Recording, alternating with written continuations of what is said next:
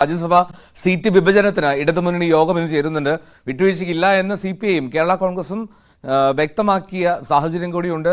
അപ്പോൾ മിഥുൻ, ഈ മുന്നണിയിലെ പ്രതിസന്ധി ഒഴിവാക്കാൻ എന്ത് വിട്ടുവീഴ്ച അത് CPM തയ്യാറാകുമോ എന്നുള്ളൊരു ചോദ്യമില്ലേ? എങ്ങനെയായിരിക്കും ഇത് പരിഹരിക്കുക?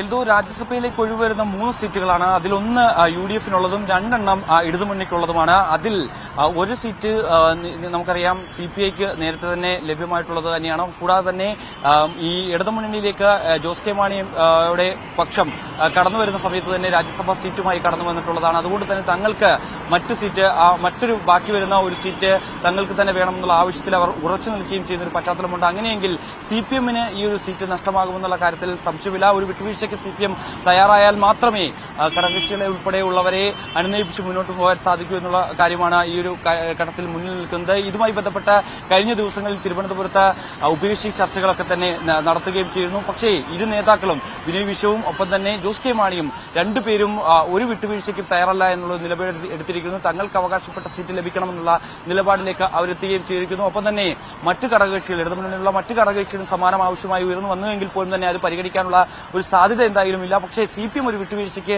തയ്യാറായി എങ്കിൽ മാത്രമേ ഈ ഒരു പ്രശ്നത്തിന് പരിഹാരമാകൂ എന്നാണ് മനസ്സിലാക്കാൻ സാധിക്കുന്നത്. എന്തായാലും വൈകിട്ട് 4 മണിക്കാണ് ഇടതുമുന്നണി യോഗം ചേരുന്നത്. ആ യോഗത്തിൽ ഒരു കൃത്യമായ രീതിയിൽ രാജ്യസഭാ സ്ഥാനാർത്ഥികൾ ആരാണെന്ന് അടക്കമുള്ള കാര്യത്തിൽ ഒരു അന്തിമ തീരുമാനമുണ്ടാകുമെന്നാണ് പ്രതീക്ഷിക്കുന്നത്. നാളെയോടുകൂടി ഈ സ്ഥാനാർത്ഥികളുടെ പേര് വിവരങ്ങൾ പുറത്തുവിടുകയും ചെയ്യും. ഒരുപക്ഷേ CPM തന്നെ തങ്ങൾക്ക് ലഭ്യമായിട്ടുള്ള ആ സീറ്റ് വിട്ടുകൊടുത്തുകൊണ്ട് അത് കേരള കോൺഗ്രസ് എമ്മിന് നൽകാനുള്ള ഒരു ധാരണയിലേക്ക് എത്താനാണ് സാധ്യത എന്നാണ് മനസ്സിലാക്കാൻ സാധിക്കുന്നത്. CPIക്ക് അവർക്ക് ലഭിച്ചിരുന്ന സീറ്റ് ആ സീറ്റ് തന്നെ CPIക്ക് നൽകിക്കൊണ്ട് ഈ പ്രശ്നം ഒരു രമ്യതയിൽ പരിഹരിച്ച് മുന്നോട്ട് പോകാൻ തന്നെയായിരിക്കും ഇടതുമുന്നണിയിൽ ഇന്ന് തീരുമാനം കൈക്കൊള്ളുക എന്നാണ് മനസ്സിലാക്കാൻ സാധിക്കുന്നത്. MG വിവരങ്ങൾ പങ്കുവച്ചത്. എന്നാലും രാജ്യസഭാ സീറ്റിൽ LDF ഒരു സമവായത്തിലേക്ക് എത്തേണ്ട സമയം ആയിരിക്കുന്നു. ക്ഷമിക്കണം.